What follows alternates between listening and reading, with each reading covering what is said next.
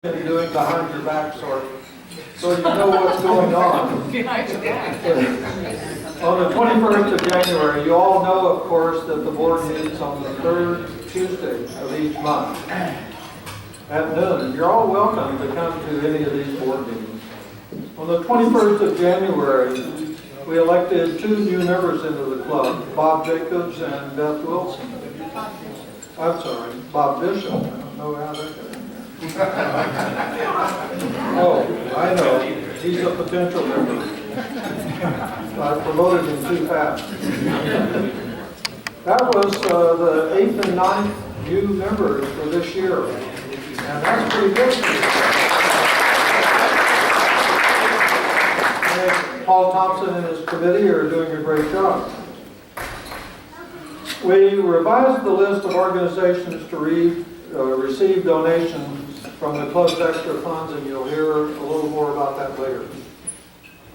It was recognized that the club actually has quite a few materials, and we have a storage building which Steve Powell allows us to keep on his property. And it's sort of overstuffed, so we're going to review everything that's in that storage cabinet and get rid of the stuff that we don't really need, sort of consolidate things. Phil, myself, and John Silveria looked at all of the files stored in the storage cabinet. I think we got rid of at least half of them, didn't we, John? Quite a bit. So we've cut it down to where there's now only a storage cabinet, not extra boxes to go along with it. We do have all the past issues of the Spur, which is quite remarkable, and sometime I hope we get to put all of those together in a form in which you could read them. Right now they're in decaying yellow paper. The cost of the Spur ads was reviewed, and a decision was made to keep them at $100 per ad for the year. A discussion was begun dealing with the cost of missed meetings. The decision was made to defer this issue until the February meeting when a proposal would be made to the board. Each director reported on his or her progress of meeting their goals for the year. In general, the club is pretty much on target to complete all of its program projects, the ones that you heard about at the first club meeting. On the 18th of February, we met again. I reported to the board that I appointed David Mullenhoff as chair of the Rate Committee. And thank you for taking that job on, Dave. Yeah, Dave. They now have a major task, which is to draft a new charter for the organization. We do have quite a few funds now on deposit, and I think they're about ready to award some grants. John Kenny, you may have noticed, is not around. He was terminated as a member of this club due to lack of attendance at either club meetings or service opportunities. I reported that the club is already qualified to receive a presidential citation with distinction, and that will be going into the district public. We accomplished 3 required activities and at least 4 additional activities in each category. As reported at last week's meeting, the club filed an application to change its corporate name to the Rotary Club of Livermore, which is the same as the official club name according to Rotary. So we'll get everything being the same. The board approved changes to the club attendance policy to comply with the new Rotary International policy. Now this requires a bylaws change, constitution change, and we don't have those ready for you yet, so we won't be voting on those today. About the attendance requirements, which is the major effect. Recent changes in RI policies require a change in our club's membership categories. The largest change being the consolidation of active, engaged, and active categories. Henceforth, the membership categories of this club shall be active, honorary, and emeritus. This action will give the current active members the same privileges as the current active engaged members. It means that service will be equated as attendance for all members of the club, not just active engaged. New rules say that working on service projects for 12 hours in a 6-month period will be equivalent to attending half of the club meetings, which is what we're now required to do. To make this happen, it does require this change in both the club's constitution and its bylaws, and that will be coming to you maybe next month. At the same time, the board is reviewing the missed meeting policy to make it more understandable and fair to all the members, and you'll hear more about this later. And I want to remind you that even though we tell you that you're only required to attend half of the meetings during a 6-month period, Rotary expects you to attend every meeting. That's only the minimum that you can do, but Rotary really expects you to come to all meetings. Now, if you miss a meeting, you can make it up, and there are several make-up opportunities, and they're going to be listed up there now. Attendance at another club's meeting, including E-clubs, attend a Rotaract or an Interact meeting. We have both available now. You can attend the RI convention, which is always a good idea. Attend and participate in a club service project. You can attend a board meeting. Or if authorized by the board, attend a meeting of a service committee to which the member is assigned.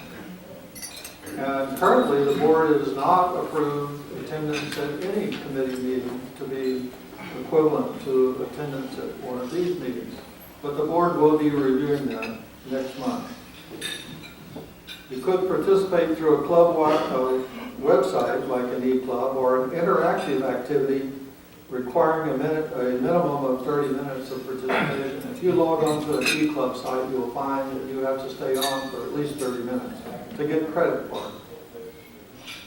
All missed meeting makeup shall be reported to the secretary by phone, mail, or email. Otherwise, you will be invoiced for the missed meetings.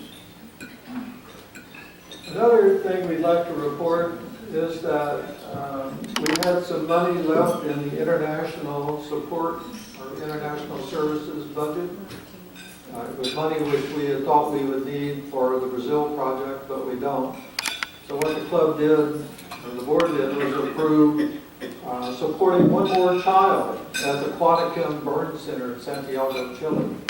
And this is Martin. And the left figure is at 4 years old. It turns out he was playing with matches on his mattress, and the mattress caught fire. And he received severe burns on almost half of his body. And this photo is when he's 8 years old, so 4 years later. He still has problems with his service. He wears compression underclothes to protect his skin.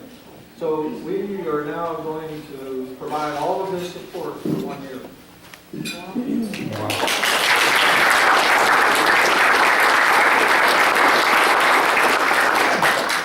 we also gave, I think, $1,500 to Alliance for Smiles to further support their efforts.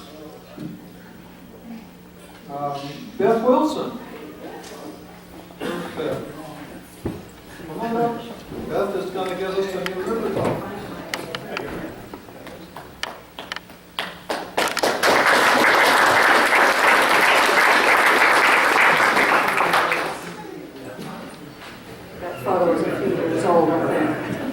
President Phil and fellow Rotarians.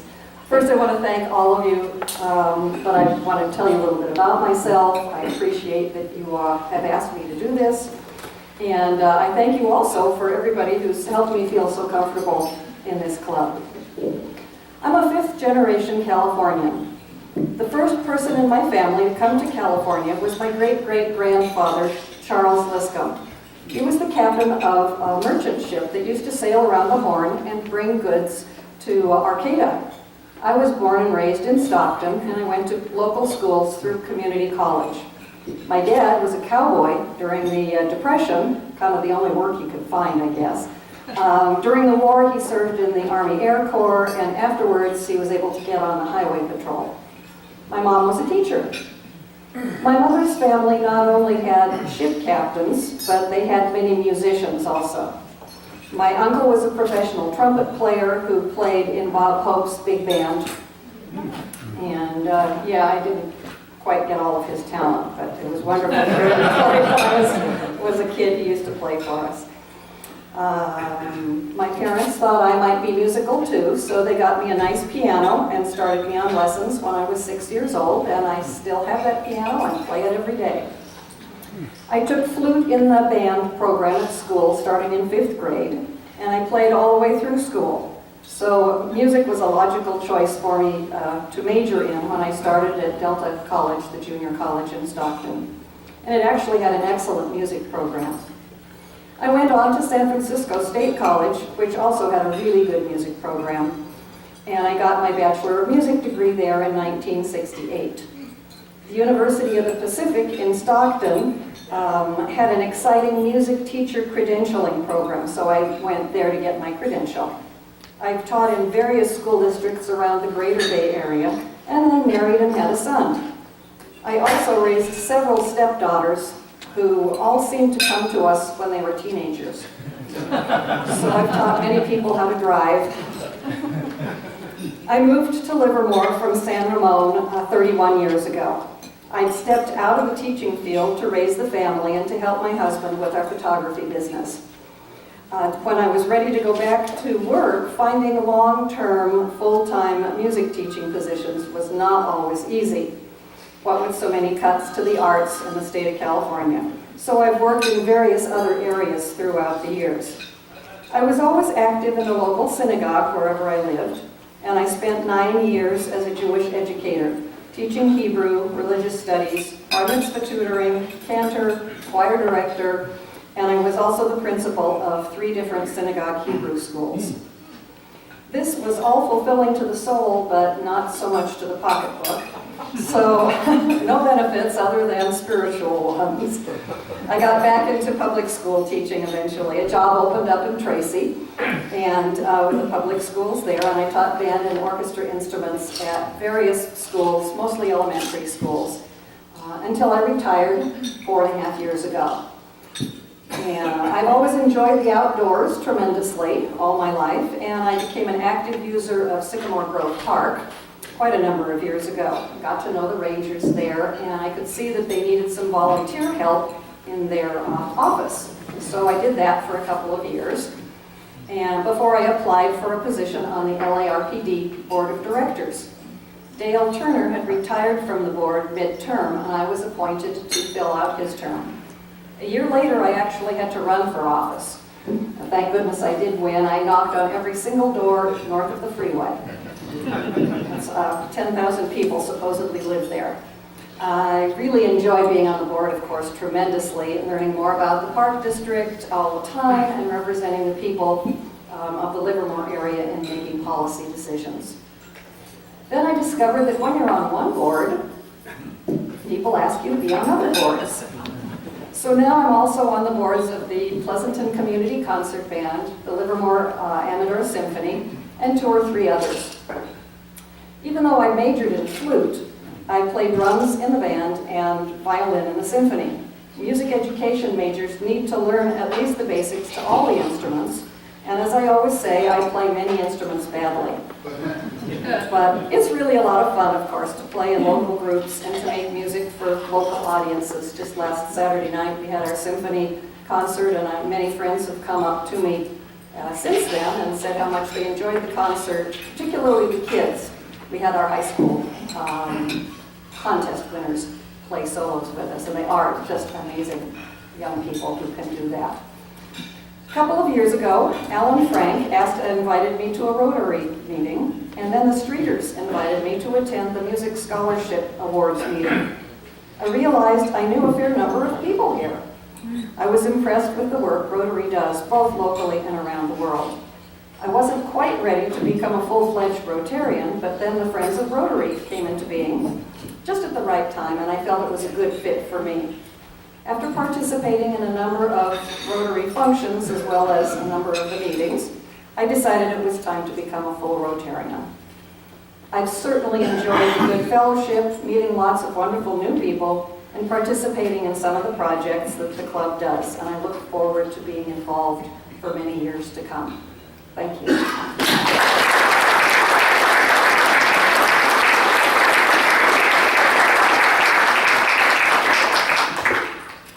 Al Lewis is going to give us an old new member talk.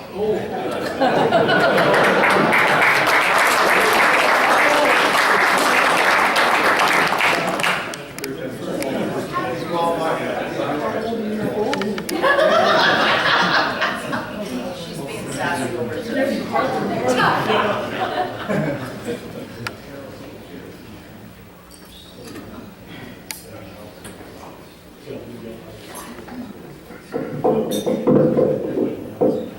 Good afternoon. I take it you can hear me? The microphone is up to? Yes. Not the back. Okay. Can you hear now? For the microphone. I was asked to give an old member talk, and I'm going to try and make it relevant to old members. Before I get to that, I might introduce myself. As Rotary goes on, we see more and more new faces, so some of you may not know me. My full name is John Alden Lewis. Very few people know that. The reason is that when I was a child, I got kidded a lot about being John Alden. Where's Priscilla? So I became John, Alden, Al, Johnny, and sometimes a lot worse when I was on the bench. Let me tell you a little bit about my background, not very much. I was born and raised in Southern California, and I went to UCSB, and I graduated from there after World War II. I was in senior ROTC. I got a commission, but I never got called up. I went to law school, graduated from Hastings Law School, and started looking for a job. While I was looking for a job, I taught school at Nichols College and ran errands for a local firm in San Francisco, Bronson & McKinnon. I had done that on and off for years. I worked first in Los Angeles for O'Melveny and Myers, which was a big LA law firm, as a gopher. And then when I was in school, I worked for a firm called Bronson & McKinnon, who was, they were a small law firm, as a gopher. And then when I got to San Francisco, I continued to work as a gopher. Anyway, I passed the bar and looked for a job, and my lucky day came along when I was hired by J.F. Coakley, who was then district attorney. He succeeded Earl Warren as district attorney, and Ezra Dakota, who the town of Dakota was named after.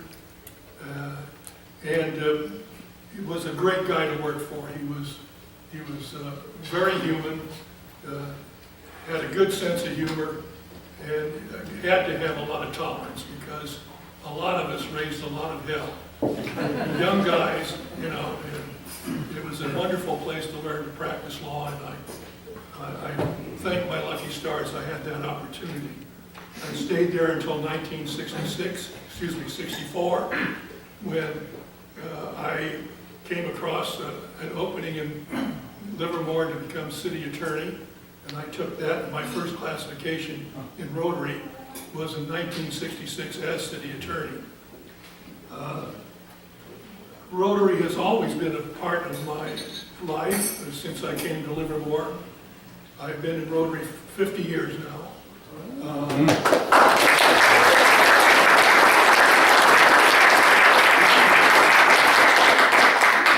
There are very few survivors. John Shirley was the gentleman who sponsored me in 1966, and John Sarbarario was in the club, I think, in 1966, and a number of other people that you might recognize their names. Bill Parness was city manager in Rotary, and I guess between he and John, that was the inducement for me to join Rotary. But other persons at that time, Art Henry was publisher of the local paper, the Herald and News, and came from a publishing background of the local paper. He's now deceased. Earl Mason was Randy Schlitz's partner. Randy was in the club, I think, at that time, and a past president. Earl was a past president. Let's see, Ed Ravinius, Russ Bardman, Don Barrett, Don Nolte, and a number of others were in the club at that time. Some of those names you might remember or might not, but all of them were wonderful guys. Leo Croce was not in at that time. There was a guy by the name of Jasper Steele. Jasper Steele, I looked in our Rotary directory, and Jasper Steele said was sponsored in 1943 by a Steele. What was his name? Younger Steele. No, it's his son that allegedly sponsored him. Some mistake was made, and that caught my attention. Well, let me talk a little bit. I should mention Don Nolte was also in the club. We had a different atmosphere in the club, and this is something that I really want to talk about a little bit. We were all male in 1966, and we were at the Rancher, and we held. You would hold this group, I guess. We're a little tight here, and it's warm, and I think I'm going to run over my time.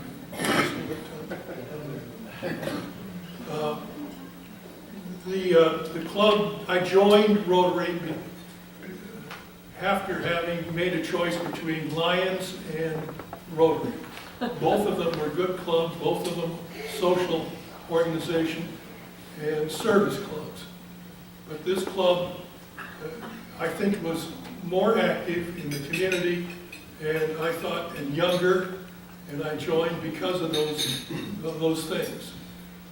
We have since changed, and I think probably some of the changes are hard for some of the old timers.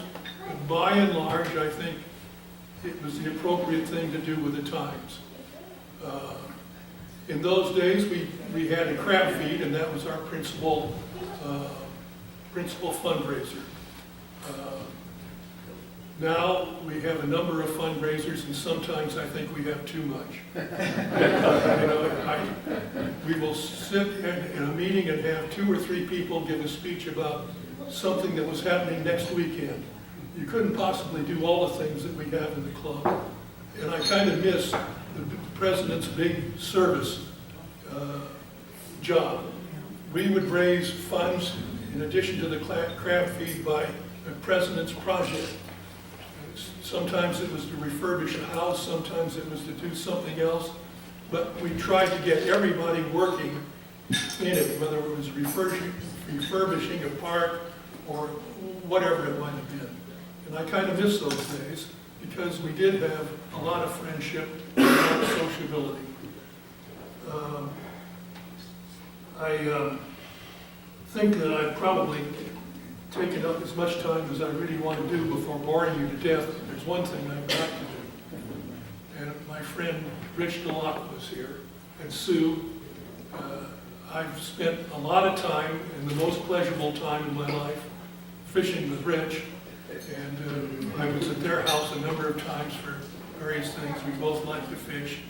But the best thing I've ever done, the most beautiful, the most, I don't know, I can't describe it, was fishing bonefish in the Caribbean. And I roomed with Rich 2 or 3 times, didn't we, Rich? Yeah, we had a great time. Beautiful. I wish I could do it now. I just wish. Okay. I'd like to end with thanking you so much for the opportunity to say something. I hope we can get a little bit back to the old days and a little bit less frantic in our activities.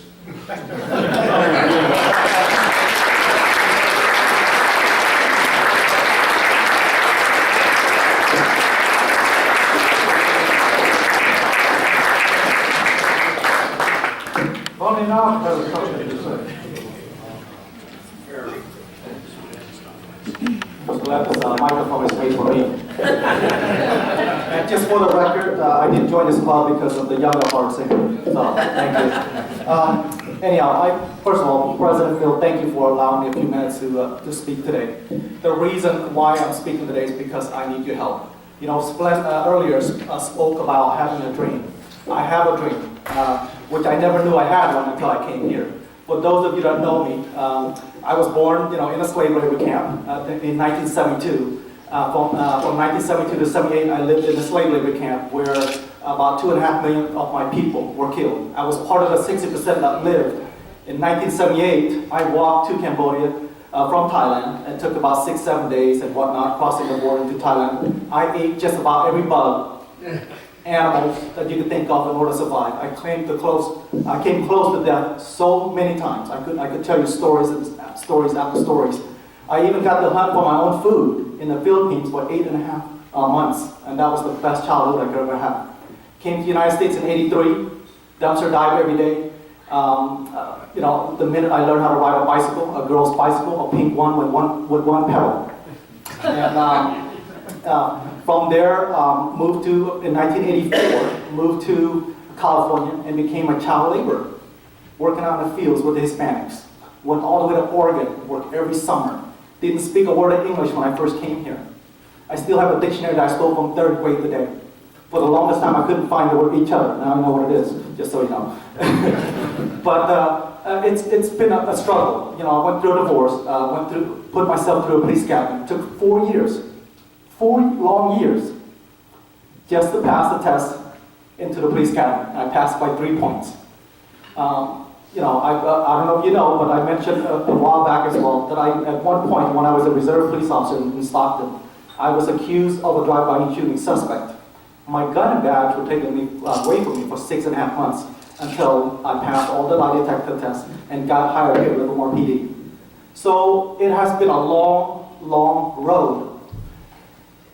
But when I was 16 years old, I promised myself that I'm going to do something with my life.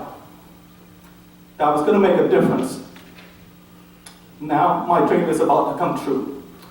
Last year, on November 3rd, received a letter from the IRS stating that the Modi Now Foundation is now an official 501c3 nonprofit exempt status.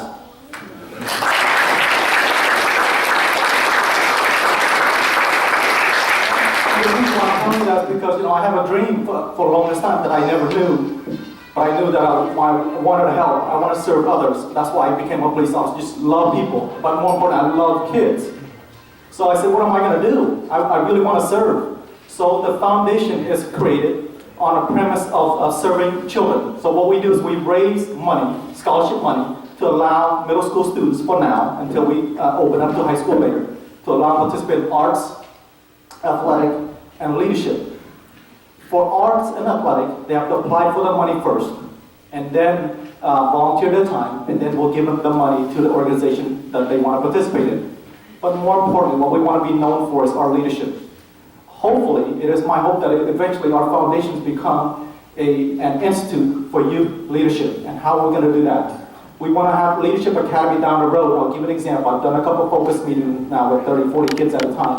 And we're looking at maybe a start of a 1-week Leadership Academy, where the first day is going to be orientation, team building, leadership discussion about what it takes to be a leader.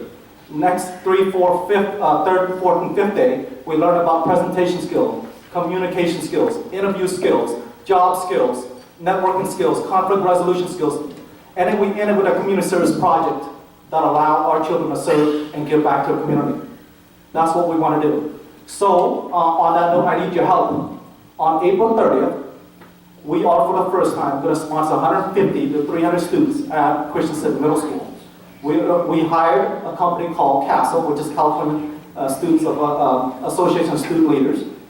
A lady from that organization is going to provide a 5-hour leadership development for our students. And that's just a stepping stone for us. We hope that it becomes successful. We're going to do it all 4 middle school, and that's just a stepping stone for us to have the Leadership Academy up and running.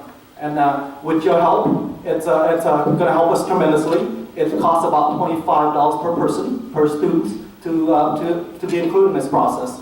and that's including lunch and whatnot for the staff as well. So anyhow, I hope you hear me. I love to serve, and I hope that you join me in this venture and allow me to complete my dreams. That now just the amazing things about to happen. So I hope that you join me. I hope that you help me. And if you need to get a hold of me, you know how to get a hold of me. Just email me, and I would love to help get your financial support as well.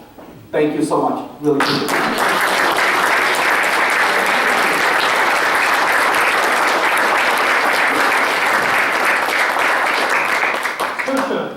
Yes, sir. How is everybody doing? Unbelievable. Listen, I'm very excited to announce two very, very heartwarming and very, very powerful community services that we're going to be, that's upcoming. The very first one is what we did last year, Senior Work Day. Now, if you were part of the team, I guarantee you're going to want to join again, I'm sure, because of the fulfillment you get out of this. Now, we're going to pick a day. This time will be the 26th of April. That's the last Saturday of April. And we're going to meet bright and early, nice breakfast, and we're going to get out and help needy seniors. If you were there, as a matter of fact, I planned this year, when we get together for the lunch after the whole thing is done, to tell stories about what you experienced. For me, it was heartwarming. I did mine with Yvonne. When a lady hugged me with tears in her eyes, when she found out that I don't even mow my lawn. I have someone that mows my lawn, and I came to mow her lawn with all the bushes. Crazy, she was crying. If you do that, I guarantee you're going to come back again next year. So I want to pass out the clipboard. That's the first one.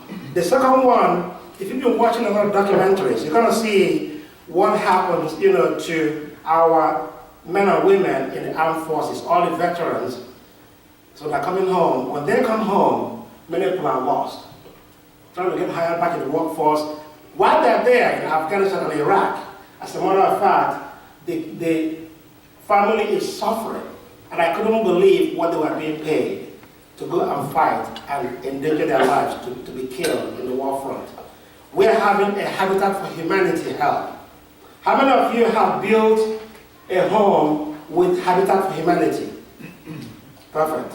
Now the Habitat for Humanity is Bay. They are teaming up with the city of Livermore, this time to provide for our veterans homes, affordable homes, no down payment, no profit, nothing. They just have to qualify with sweat equity. So if you know anybody, have some flash on your table. If you know any veteran that just came back, please have them apply. These are tremendous opportunities. Now, the way we can help, we're going to just pick one day, which I'm going to announce in the future. Just come out and help out and build one of these homes through your sweat. Just one day, that's all I'm asking. So I want to encourage you guys to please sign up for this. It is heartwarming, it is rewarding. I guarantee you, it's rewarding. We don't know how it comes back, but it does come back. So I want to buy two clipboards, one for April 26th, and one for Habitat for Humanity. Please sign up, please. Thank you so much. Thank you, Christian.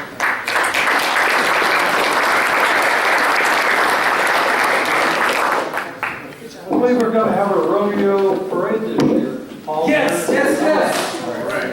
On June 14th is the parade. Right now I need two things from our club.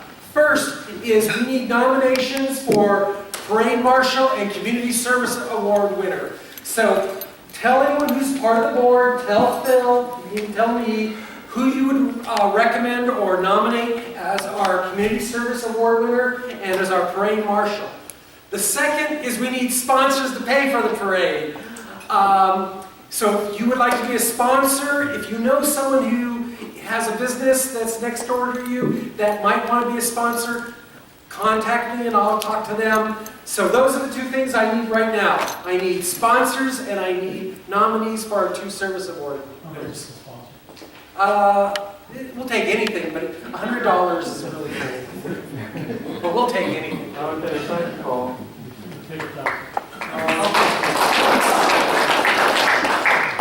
John Koopman, what's happening with IHOP? We have 20 wonderful students signed up, and we have a waiting list. So if any more families would like to host the students, come see me, and there should be several more that we can take care of. We don't quite have enough people signed up for lunch, work, helping with lunch, and also helping with dinner. And we need people who are going to the potluck to tell us how many people are going with them, how many people are they bringing, and also what they will bring to the potluck. So I'm going to pass this around, and Thanks. I'll pass the clipboard around, and please take a look at the information on there and make sure that it's correct. And it's coming right up soon, March 8th and 9th. So, thanks. Thank you, Ron.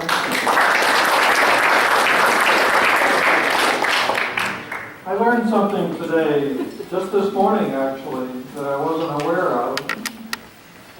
One of our members told me to read a certain section of the newspaper. And the fact is, Del Valle Continuing High School has been named a model continuation high school in the state of California.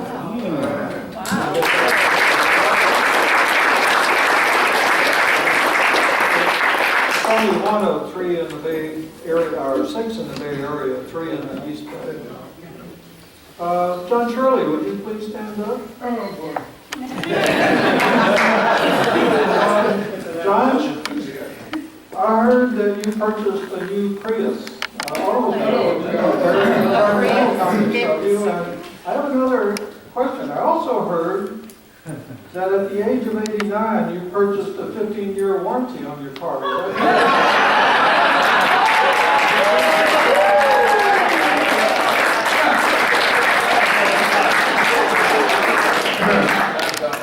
Well, I don't know where you heard that. Well, thank you for calling on me. You know, I like Rich and Sue DeLagua. It's so nice that they came here today. There was a lot of history that they were involved in, but his classification was orthodontist, and he was a great service to the community and to this club. But what I really appreciated in the way of service, he was on our opera board for a number of years and president for 2 or 3 years. And then he and Sue hosted the potluck dinner for the visiting scholars weekend several times. So nice to see you. He left here and almost immediately became district governor in that new area, and that was quite an accomplishment. Well, you know, thank you for calling on me. In this month, the last few years, I've joined the President's Club, and I want to join the President's Club before you find me for that car. But, you know, I've done this, and I joined the club in the month of February for several reasons, to honor 4 anniversaries. You know, I was very happy to be alive on December 8th, last December 8th, to celebrate my 89th birthday. And then,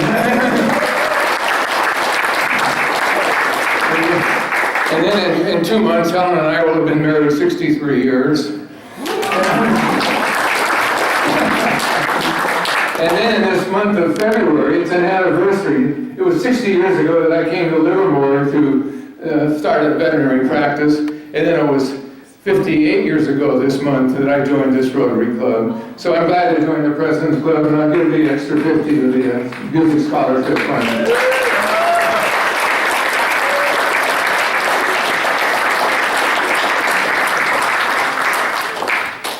Well, I hear that you're not the only one who's bought a new car. How about Randy Schluntz? About time.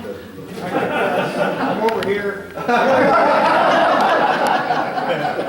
You see, when old habits are hard to break, I was going right to the table. I had to follow along in John's way, and I also bought a Prius with a 15-year.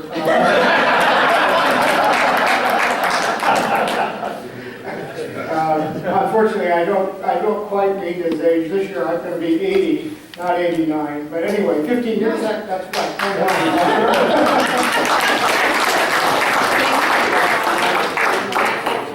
Okay, so we're going to do this too. I forgot to tell you, I will join the President Club also. $50 to the scholarship fund, music scholarship. Here's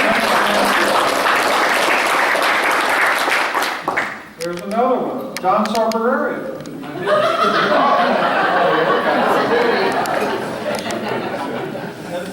Hi, President Phil. Hi, John. I mean, I'm following, a lot of very important people, so to make this short, this is the first new car in 20 years that I purchased. The first sedan in like 40 years. In any case, I'll join the President's Club. I don't want to break the chain.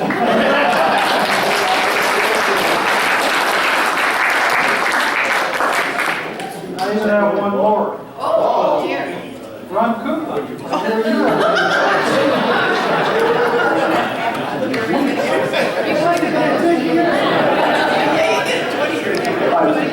Yeah, I thought I would escape, but apparently not. So I bought a Volt, and it's my first American car in ages, and it is the most wonderful car I've ever had, and it's just an amazing thing. Right now I'm getting 220 miles to the gallon. Wow. So that's a 3,000 mile average. So it's a pretty amazing car. I highly recommend it.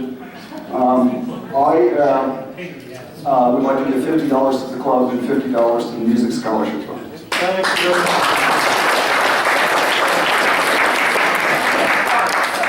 You better stop. Next thing I wanted to point out was, you remember we showed you a list of all the items purchased with the club's extra money? The board revised that list a bit at its last meeting. We increased the amount of money going to computers for schools. It's about 11, maybe $12,000. Technology improvement, we found that we could probably do it for less, so we reduced its allocation. The bicycle racks, it turns out if you look closely, there are a lot of bicycle racks downtown. You just might not recognize them. They are actually about so high, and they consist of a steel ring on a post. And that's a hitching post. And you'll find them in every little vacant spot along the sidewalk. So we dropped that item. The sound system, what we've elected to do is to purchase some microphones. I think you've noticed that the new microphones really work. So we're going to hopefully have 3 of these microphones in the future, 1 for the podium and 2 out in the audience. Open Heart Kitchen stayed the same, as did the holding of $10,000 for the bandstand project. Access Community Health, which we heard from last week, we introduced or increased its allocation to $5,000, same as we gave to Open Heart Kitchen.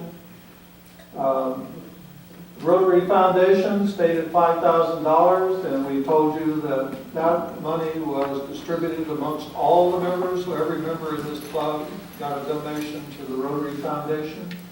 And we've decided to give the Rotarian Foundation of Livermore $5,000, the same amount. So this is the new list that the board is working with now, and most of this, but not all of it, has already been spent. Yes.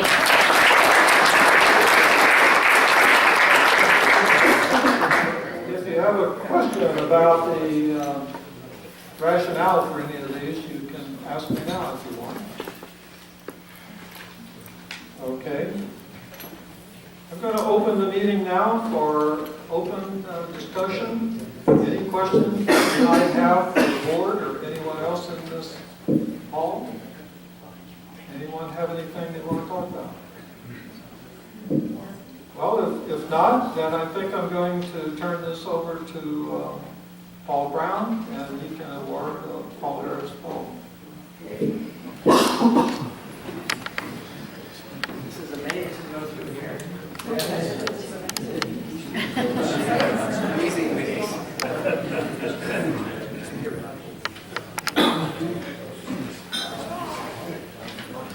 See, I think I saw Jennifer Tate coming in. Are you still here, Jennifer? Come on up. And is Lynn Sepulveda? Linda's here too. Okay, great. Please come to the podium.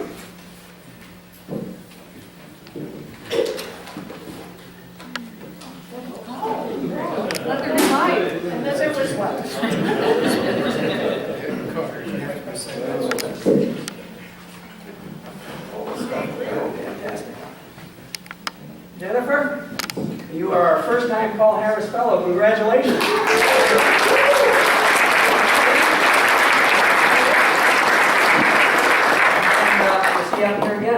Another 8 years. And Lynn, you have earned a, well, can I get one? Before she goes in. Okay, perfect. And Lynn, you have earned a Paul Harris Fellow Plus 4. Congratulations.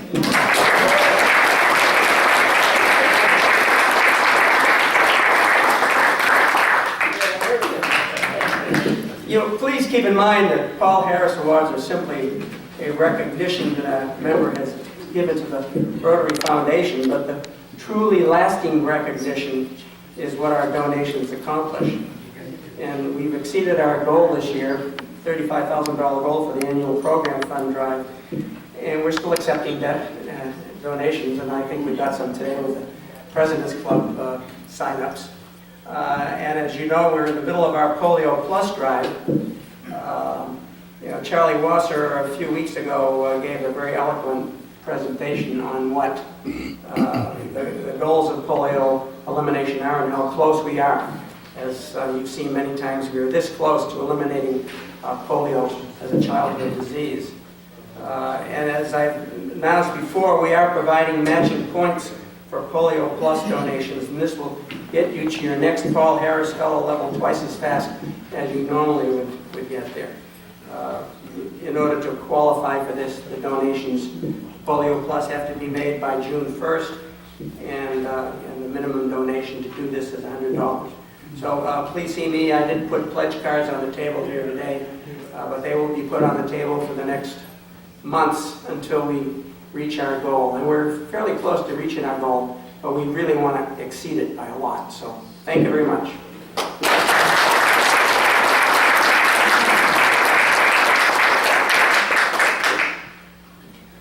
Thank you, Paul. Bill, Jennifer was just up there, she just was inducted as president of the Chamber of Commerce last Thursday. And that deserves some recognition. I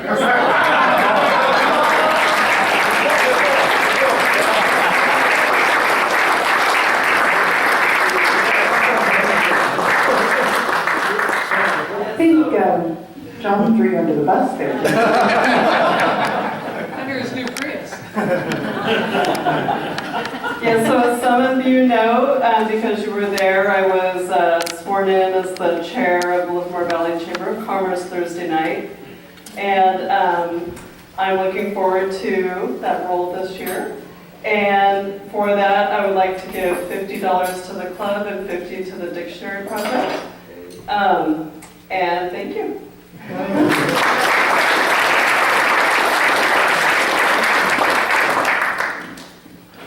I think that's about all we have for, but I will leave you with one thought. The words you speak today should be soft and tender, for tomorrow you may have to eat them.